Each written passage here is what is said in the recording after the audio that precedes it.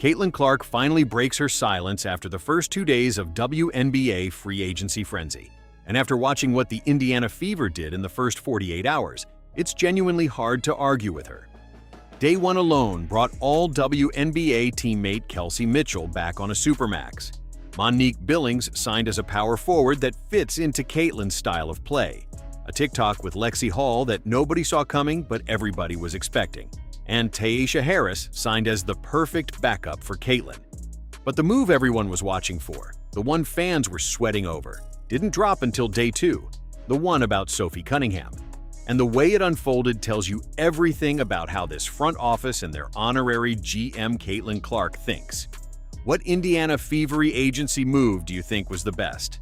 Let me know down in the comments below and tell us why. Tell a friend to tell a friend. She's back. What does it actually mean to re-sign someone who stuck around through a 5-win season when she could have walked out the door and found a better situation somewhere else? Because that's the real question with Kelsey Mitchell, and it's worth sitting with for a second before we just move on to the contract number. When the Indiana Fever's 2025 season came to a close, Kelsey Mitchell stood in rarefied air. Second all-time in franchise history in scoring, first in points per game and first in threes made. Her 2025 season was her best yet, an all-star, first-team All-WNBA, and 5th in the MVP voting. And Kelsey Mitchell is back. Before Caitlin Clark arrived in Indiana, Mitchell ground through some genuinely rough years. The 2022 Fever won 5 games. 5. Mitchell stayed anyway, kept putting up points on a roster that wasn't built to win, and never made noise about wanting out. Then 2025 happened, and Mitchell earned first-team All-WNBA honors and finished 5th in MVP voting while averaging 20.22 points per game. So when the Fever resigned her on day 1 of free agency, it wasn't just a front office move, it was the payoff for years of loyalty that nobody required from her.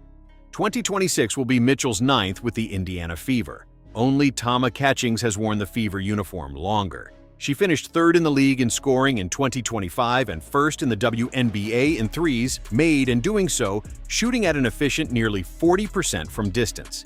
The contract she signed is a 1-year supermax worth $1.4 million. We're making her the highest paid player in Fever franchise history. 1 year, not 2, not 3. And that choice tells you exactly where Indiana thinks they are right now. Because a player who wants long-term security signs a multi-year deal, and a player who thinks her team is genuinely close to winning it. All signs 1 year and bets on the outcome. Mitchell picked 1 year and the Fever let her, which means both sides believe 2026 is when this thing happens. But her numbers aren't just eye-popping. They're vital to Indiana's success. The pairing of Caitlin Clark and Kelsey Mitchell in the backcourt has already proven to be the WNBA's best. Their skill sets feeding off each other perfectly. Clark's vision helps make an already lethal three-point shooter even more dangerous, and Mitchell's spacing opens up the floor even further for Clark. Now, let's talk about Monique Billings, because casual fans might not know her name yet, but that's going to change fast. Billings signed with Indiana as a power forward, and unlike a lot of free agency additions where the fit is theoretical until training camp, her chemistry with Clark is already documented in real games. At the FIA World Cup qualifying tournament in Puerto Rico in March 2026, Billings played alongside Clark on the U.S. national team, and Clark found her repeatedly for easy baskets with Billings finishing at the rim at an elite rate. Her first points ever in a USA uniform came directly off a Clark assist. That's not a coincidence. That's 2 players who already understand each other's timing. Monique Billings on a tear. Billings has been fantastic. She has been relentless on both ends. Billings asking for it. Or puts it in. Billings can move well with and without the basketball. Billings in transition. And they're going to count the bucket and the foul. And a great finish from Billings. Billings snapping the net, and Billings connects on a 3. She also played with Kelsey Mitchell at Hive Basketball Club in Unrivaled, so she's not walking into a locker room full of strangers. 2 of Indiana's biggest names already know her game, already trust her reads, and Billings knows it. After signing, she said she immediately felt valued and wanted by the team and the fans, and Mitchell backed that up, sharing that Billings told her directly, "We got a chance to win it. I want you to win it for us."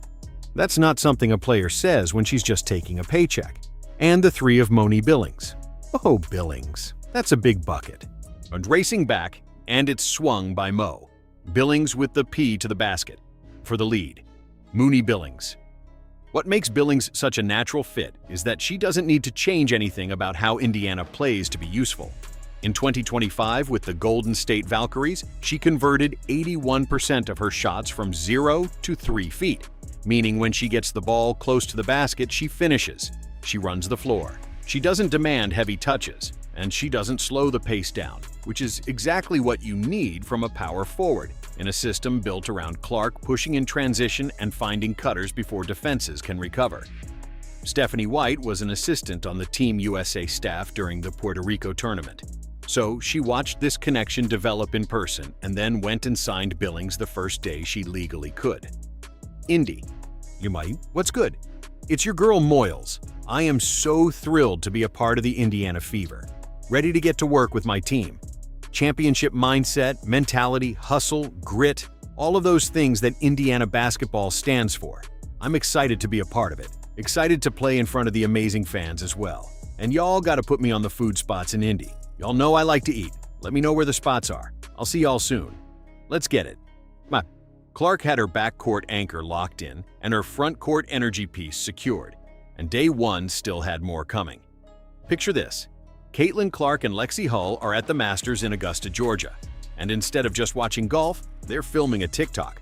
Clark kicks it off saying, "Tell a friend to tell a friend," and Hull finishes with, "Once she's back."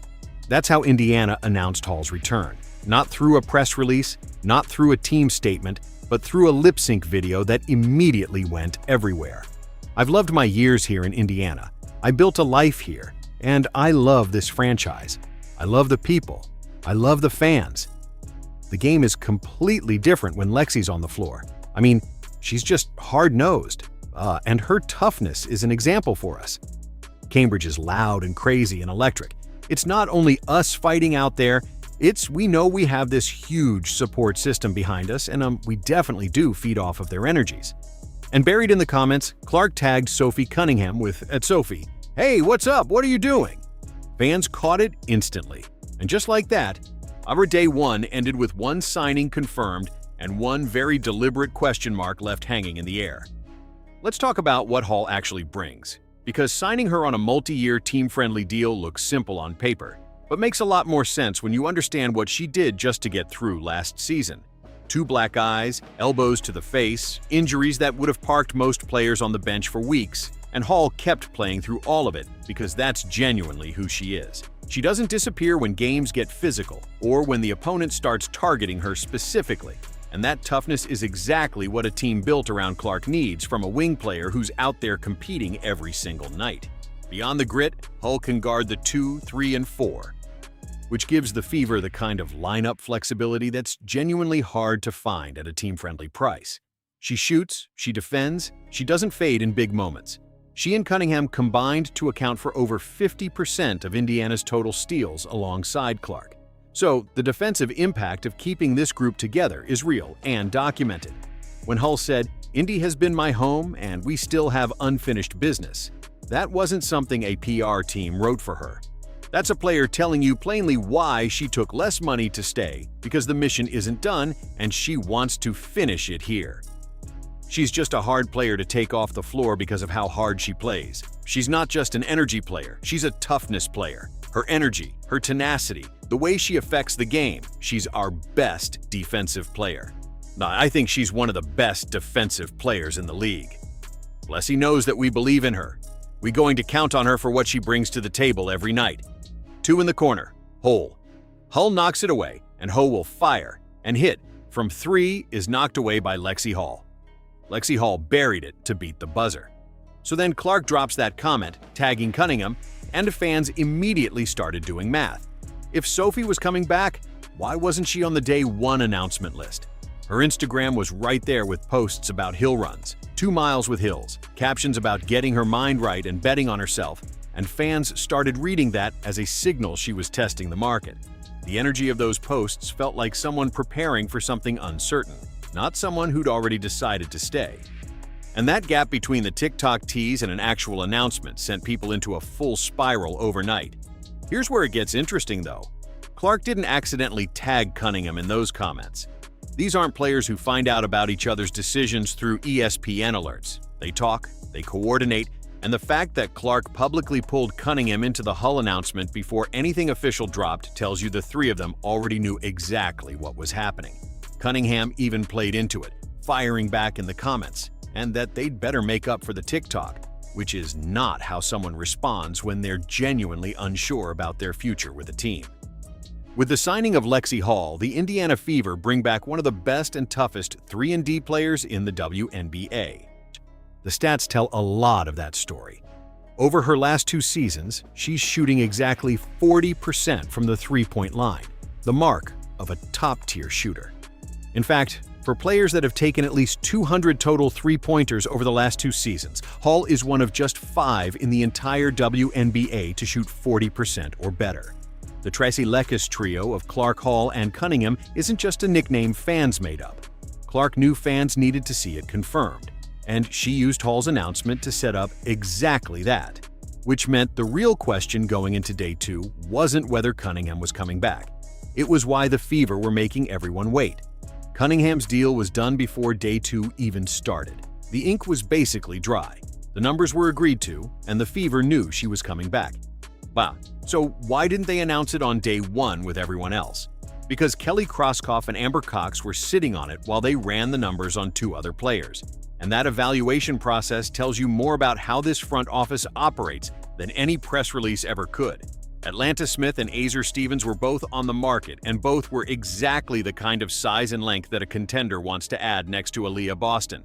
Smith is a stretch 4 who can shoot and create mismatches, and Stevens is a 6'6" forward who shot 38% from 3 on 4.4 attempts per game in 2025 while averaging 12.8 points and 8.0 rebounds. On paper, either of them looks like a real upgrade. The problem was the price. Both players wanted max-level money. No, and the Fever had to actually sit down and figure out whether blowing that kind of cap space was worth restructuring everything they'd already built around Clark and Boston. She might not be the only leech coming back to Indiana. They're messing with us. Announce those companies. Sophie, hey, what's up? What you doing? Kane Clark says. Lexie Hull chimes in with the camera emoji. And then Sophie responds, the no invite is crazy. You two better make up for this horrible TikTok. Is Sophie Cunningham? Is she laying the seeds? Is she letting everybody know I'm coming back to Indiana? Stevens ended up signing with the Chicago Sky, and Smith signed a 3-year max contract with the Dallas Wings. From Indiana's perspective, both of those deals are overpays. Not because Smith or Stevens aren't good players, but because neither of them fits the Fever's specific system well enough to justify a max contract when Indiana already had a core that works. Paying max money for a player who doesn't quite fit means you've also just kneecapped your ability to add anyone else, and the Fever weren't willing to do that. Walking away from both of them freed up the cap space to finally announce Cunningham and do it without having to apologize for a thin roster everywhere else. Cunningham signed at a team-friendly rate, meaning she left money on the table to stay in Indiana. And that's a real choice from a player who averaged 12.1 points per game in 2025 and could have tested a market that would have paid her more. She bet on this group, on this season, and on what she thinks they can actually do together. They found a way. They found a way to bring back the big 3, bring back Lexie, bring back Sophie, and Monique Billings is now on her way as well. So now let's talk about what the guard rotation actually looks like. Because Clark, Mitchell, Hull, Cunningham, and Tasha Harris, as the backup, is a genuinely deep and well-constructed group where every player already understands her role. Nobody's stepping on anybody else, and that's not an accident. Harris grew up in Noblesville, Indiana, which is about 20 meters north of Indianapolis. So, coming home to play for the Fever carries real personal weight for her. She pushes pace without forcing the issue. She keeps her ego completely out of the way. And her job when Clark sits is to make sure the offense doesn't stall out, not to reinvent it. That's a player who knows exactly what she's there to do. But one thing I do know is Ty Harris is a solid backup point guard. Solid backup player. I think she was starting at times for the Connecticut Sun. She can play this game. I think she's good enough to come in and, spell Caitlin Clark 8 to 10 minutes a game. Okay, come in for that, 8 to 12 minutes at 12 minutes at the most. And give some quality minutes as a backup point guard like Dearest Dantas returning on a veteran minimum, fills out the front court baseline without touching what's left of the cap space. And because Indiana didn't commit max money to Smith or Stevens, they've actually got real dollars left to spend on more front court help. The Fever didn't just avoid a mistake with those two decisions. They created options for themselves that other teams who overspent simply won't have. The guard rotation is set, and it's genuinely the best Indiana has ever put together. But 5 guards in Aaliyah Boston and Monique Billings don't win a championship by themselves. Boston is exceptional, one of the best interior players in the league, but she can't anchor the paint for 40 minutes every night while also fighting through screens, protecting the rim, and cleaning up every missed shot. If refs put her in foul trouble early, and that happened more than once in 2025, the Fever needs someone behind her who can actually hold things together, not just occupy space.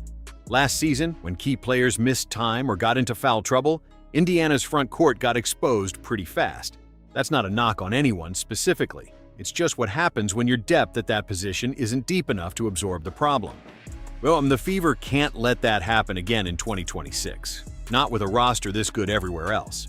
So, the names being discussed right now are Rebecca Allen, Tammy Fogbin-Lay, Brianna Turner, and Megan Gustafson from the Las Vegas Aces. Finally, it appears Amber Cox.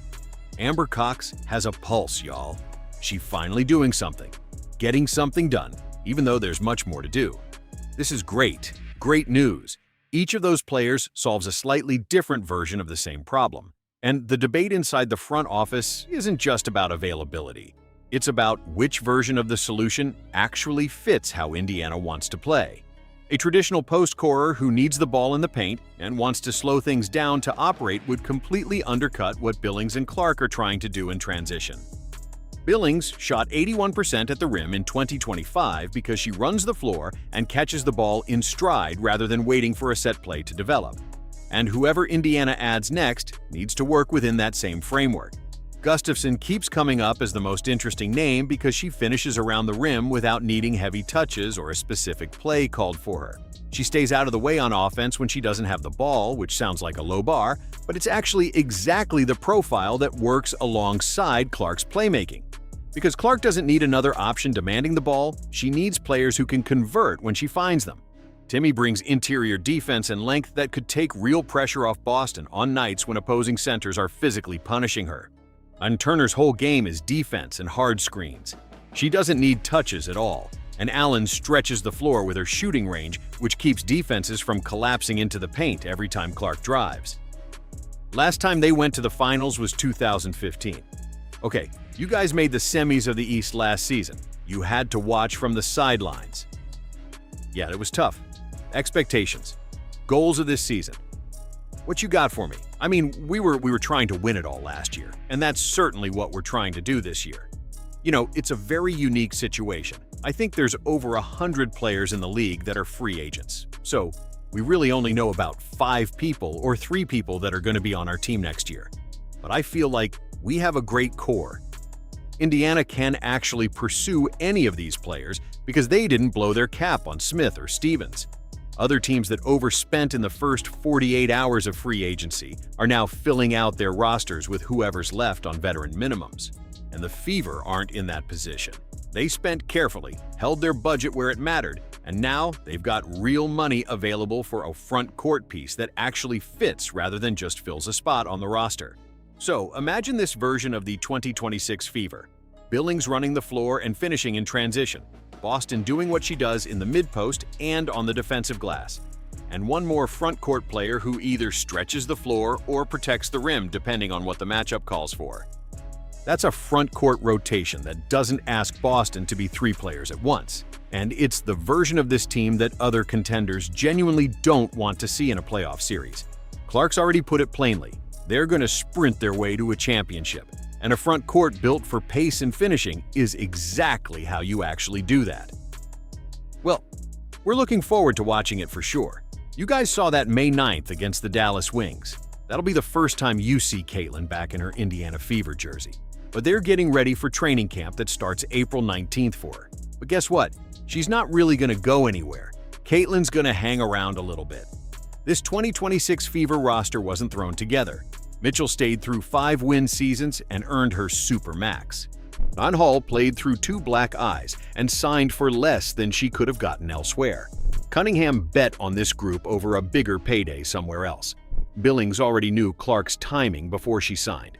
Harris already knows White's system before training camp opens, and the front office walked away from two max contracts that didn't fit rather than blowing the budget to look busy. The front court still has an open spot, and whoever fills it tells you whether the Indiana Fever are chasing length or shooting. Clark's already called it. They're sprinting to a championship, and the rest of the league spent